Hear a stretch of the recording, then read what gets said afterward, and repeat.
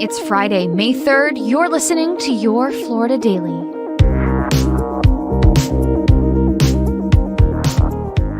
I'm Katrina Scales. A Palm Bay HOA board member was arrested after allegedly pulling a gun on 3 kids that were fishing at a lake in his neighborhood. Police charged 57-year-old Kyle Tate after court documents say he took the kids' equipment and threw the rods, the reels, and tackle into the woods. The 3 kids told officers they were fishing in a pond in the Stillwater Lake subdivision when Tate walked up to them while holding a firearm, telling them to get off his property. The report clarifies that the property actually belongs to the Homeowners Association, not Tate. One of the kids said Tate also took their phone. He now faces felony grand theft charges and has been released from jail on a $5,000 bond. A new state law that could save lives is now in place.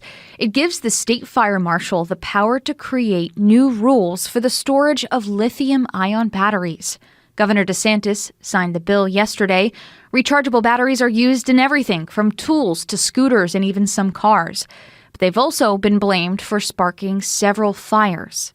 A News 6 investigation found there were currently no rules at all for the battery storage, something that will now change.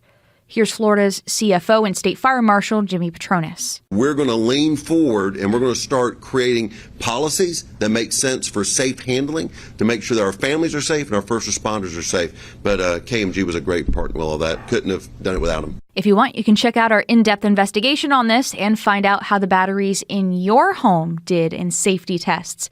It's on the homepage of clickorlando.com.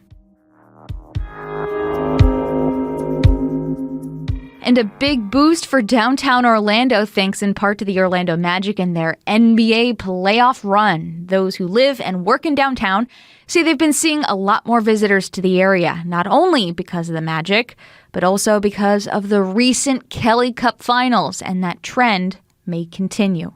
Orange County Comptroller Phil Diamond says a big playoff run for the Magic could help boost the entire local economy. When you can get people from Cleveland or Boston or Denver, Minnesota to come here, they're probably going to be staying in a hotel. They're probably going to be staying for a few days. They may take in a trip to the theme parks. The Orlando Magic will be back in town tonight as they take on the Cleveland Cavaliers at the Kia Center. Then later next week, the Solar Bears will play their first home game in the second round of the Kelly Cup Finals on Tuesday.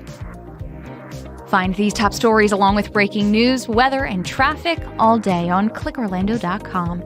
And now, a completely random Florida fact.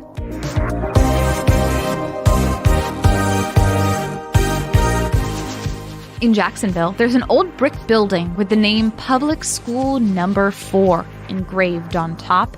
It's a gigantic abandoned schoolhouse, and you can actually see it while driving along I-95 as you curve onto I-10. It was built in 1915, and the schoolhouse was renamed Annie Lytle Elementary in 1957 in honor of a former principal. But it only stayed open for 3 more years. In 1960, it was condemned, and decades later, a fire destroyed the roof. Over the years, volunteers have tried cleaning the historic grounds, though nature and graffiti have taken over the building.